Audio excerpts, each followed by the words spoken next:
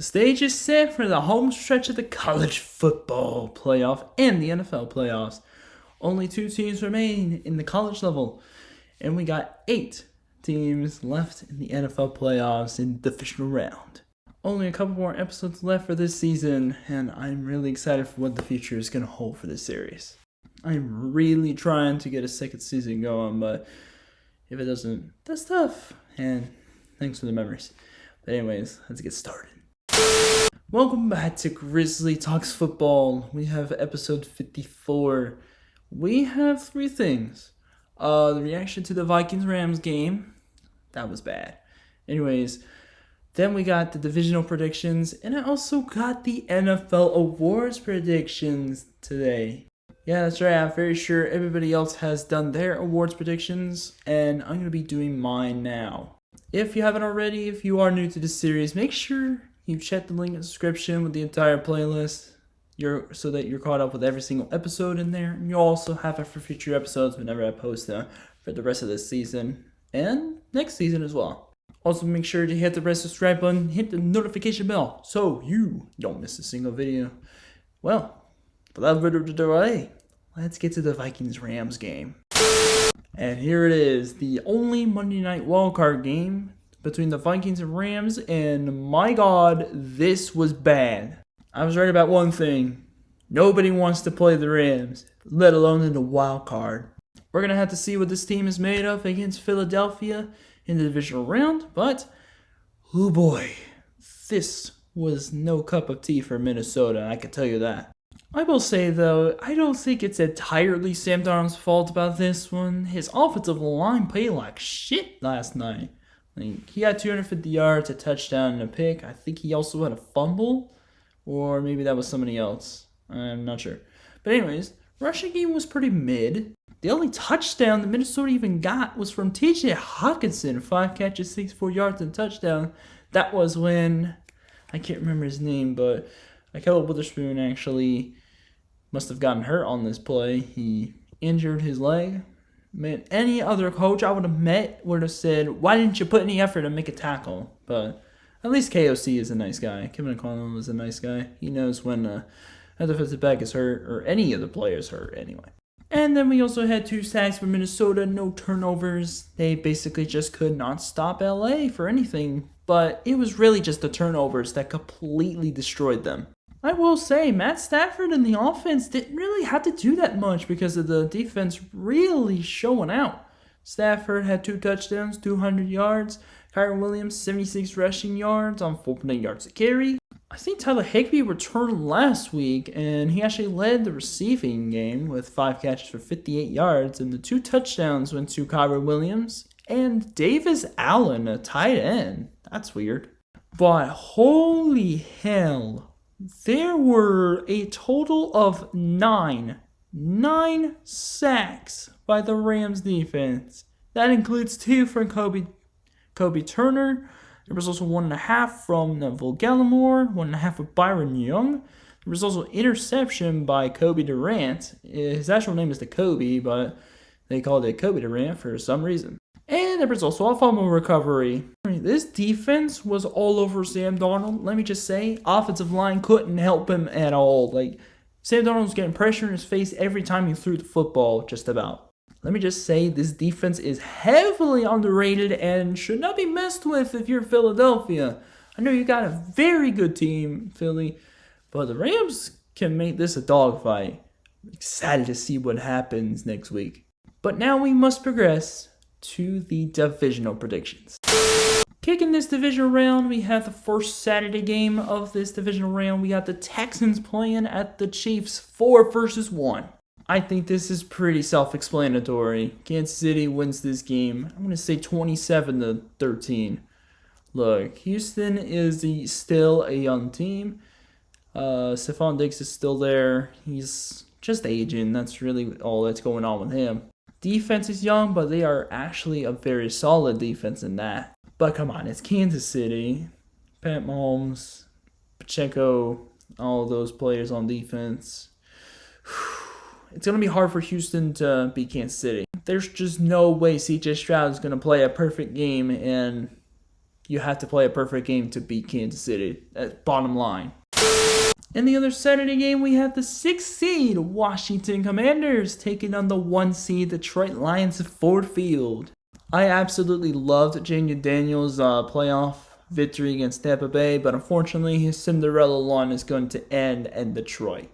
This team is just one of the best teams in this entire league, and they're going to prove that. I'm going to say 42-31. This game probably won't be close. Hey, Washington, I'm glad you guys made it this far. I'm glad you got a playoff win with a rookie quarterback, and feels like RG3 days, except he doesn't get hurt. But unfortunately, this is really Detroit's NFC to really lose right now. For the Sunday games, up first we have the 4 seed LA Rams playing at the 2 seed Philadelphia Eagles in the NFC. Let me just say, don't be surprised if the Rams make this an absolute dogfight. This game could be close. People counting out the Rams, don't count them out. They will make this game close, and they could spark an upset. But Rams, I gotta see it to believe it. I think Philadelphia is going to win 35-28. This game will be high scoring, but Philadelphia is going to have the upper hand. They're going to have the early lead, and they're never going to relinquish it. Let's hope the passing game shows up this game, but the Eagles should be fine. And the final game of this divisional round is between the Baltimore Ravens, the 3 seed, playing at the 2 seed Buffalo Bills in the AFC. The last time these two teams faced off, Lamar Jackson, Derrick Henry, and the Baltimore Ravens absolutely crushed Buffalo. I can't remember if it was in Buffalo or Baltimore. I think it was in Baltimore. Oh yeah, it was in Baltimore. At least these two teams are great in the cold. But you know, I think this game is going to determine who the MVP is going to be this season.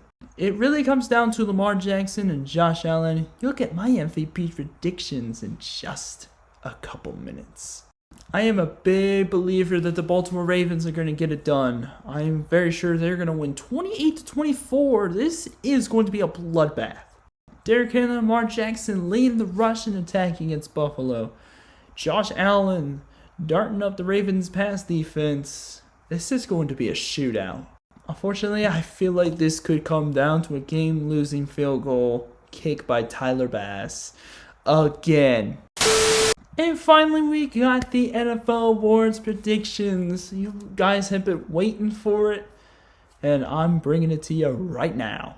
We're going to start off, we're going to just do the most important ones. So, Coach of the Year, Comeback Player of the Year, Defensive and Offensive Rookie of the Year, Defensive and Offensive Player of the Year, and of course, the Most Valuable Player. Let's start off with the Coach of the Year. In my eyes, this comes down to 2 people, Dan Campbell and Dan Quinn. Kevin O'Connell's a close third, though. I will say that. Dan Quinn has done an amazing job of rebuilding this Washington team into an immediate playoff contender. Like Jalen Daniels included. These two, I hope, have a really good relationship and they could do nice things in the next few years. Dan Campbell has done so well in building this team into a Super Bowl contender. Man, his Lions are definitely a force to be reckoned with in the NFC, let me tell you that. His teams are competitive, his teams are gutsy, and there is nothing you can say or do about Dan Campbell's balls at all. I think it's time to say that Dan Campbell is the most gutsy coach, probably, maybe in NFL history. I'm going to give this one to Dan Campbell, though. In 2 seasons, he has led Detroit to, I believe, 27 regular season wins and so far 2 playoff wins in the wild card and in divisional. Let's hope he can make it a 3rd against Washington this coming Saturday. Next up, we got NFL Comeback Player of the Year. I mean, come on. It really comes down to 2 people, Sam Darnold and Joe Burrow. But come on, Joe Burrow literally got injured in the middle of the season last year.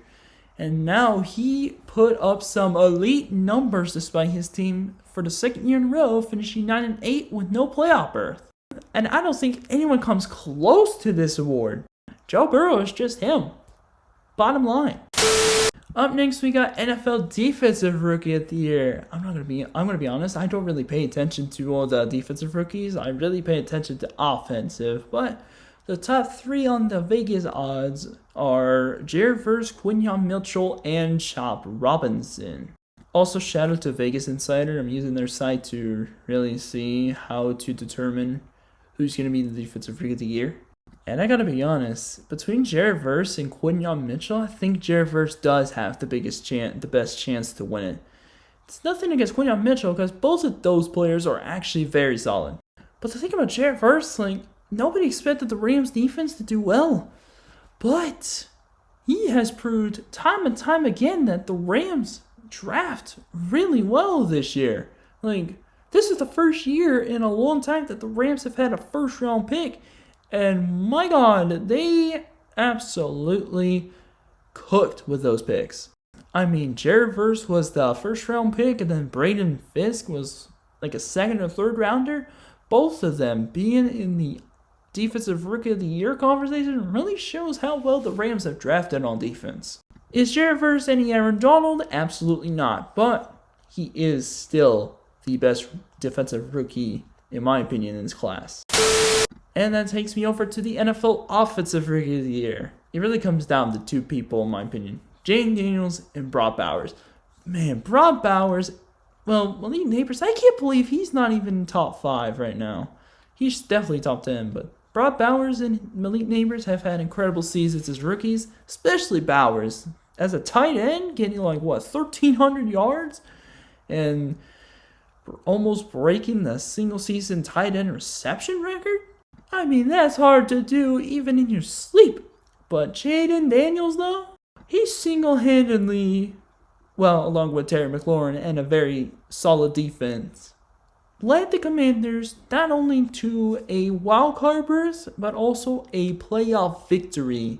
Jaden Daniels deserves his flowers, but so does Brock Bowers. He had an impressive rookie season. As a tight end, damn it. Let me tell you, Kyle Pitts can never. And now we're on to the NFL Defensive Player of the Year voting. It really does come down to 3 people. TJ Watt, Pat Surtain, and Myles Garrett? Vegas Insider, this is a rare L. I thought I'd just point this out, but Myles Garrett? Easily the best defensive player of all time. Nah, I'm just kidding.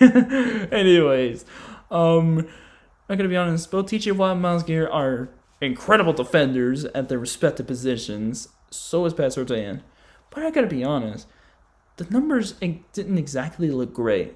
Which is why I think Pat Surtain has the best chance of winning Defensive Player of the Year. Not against any of the other two, because they are elite players on their respective positions. It's just, here's the thing. Myles Garrett is on the Browns, who sucked this year. TJ Watt's on the Steelers, and the Steelers, I don't know what happened, and then it was just an absolute collapse at the end of the season. Why does Mike Tomlin always have his squad end up collapsing at the end and end up losing a wild card game? I don't understand. But as far as Pat Surtain goes, this guy has probably the best corner in the league right now. Did I say probably? He's definitely the best cornerback in the league this season. And it's not even close. I mean, look at these odds. I mean, you got Jonathan Reinert on the Vikings. You got Danielle Hunter. You got Nick Bonito, Pat Surtain's teammate. There's Trey Hendrickson, who's the sack leader this year. Will Anderson in Houston as well. Unbelievable. We got some solid defensive linemen in here. Also, some good linebackers like Andrew Van Ginkel and TJ Watt. I think he's more of an edge defender than a linebacker, though. But my Defensive Player of the Year award is going to Pat Surtain. And I'm not biased because he's a cornerback, because you know how much I love the secondary. Next up, we got the Offensive Player of the Year in the NFL, and come on, it's not even close. The 2,000-yard rusher out of the Philadelphia Eagles, it is Adrian Peterson. Nah, I'm just playing. It's Saquon Barkley. I would not have thought that Saquon was going to get 2,000 yards in his first season in Philadelphia. Anybody else thought he was going to do that? Probably not very many. But this just shows that Giant fans are probably regretting not signing Saquon instead of Daniel Jones. He really proves that this Eagles team is really good at all cylinders. There's really no outstanding players besides him. And finally, we have gotten to the 2024-25 NFL Most Valuable Player. Like I said before, I think it's coming down to two players, Josh Allen and Lamar Jackson. And let me tell you, I think that divisional round game is going to determine who is going to win MVP. Josh Allen carrying his subpar receiving core and his very good running back, or Lamar Jackson, who not only does well on the rushing game, he can throw the ball as well. Oh yeah, and keep in mind he absolutely killed Josh Allen's Buffalo Bills the last time these two played each other. Right now, my MVP is Lamar Jackson because of the amazing stats that he's putting up. Like, look, 2023 MVP should have went to a running back, but it did go to Lamar Jackson. Second MVP, I think this is a case where we could see a back-to-back MVP here. And I think Lamar Jackson has the best chance of doing so. But again, I think this divisional playoff round that the Bills and Ravens are going to play on Sunday is going to determine who's going to be the MVP of this regular season. Well, regular season and kind of postseason. And that is going to do it for this episode of Grizzly Talks Football. If you enjoyed this episode, make sure you smash that like button, hit the red subscribe button down there, and hit the notification bell so you don't miss a single one of my videos. This is the Grizz, and that's all from me. Until next time, I'll see you guys later. Peace!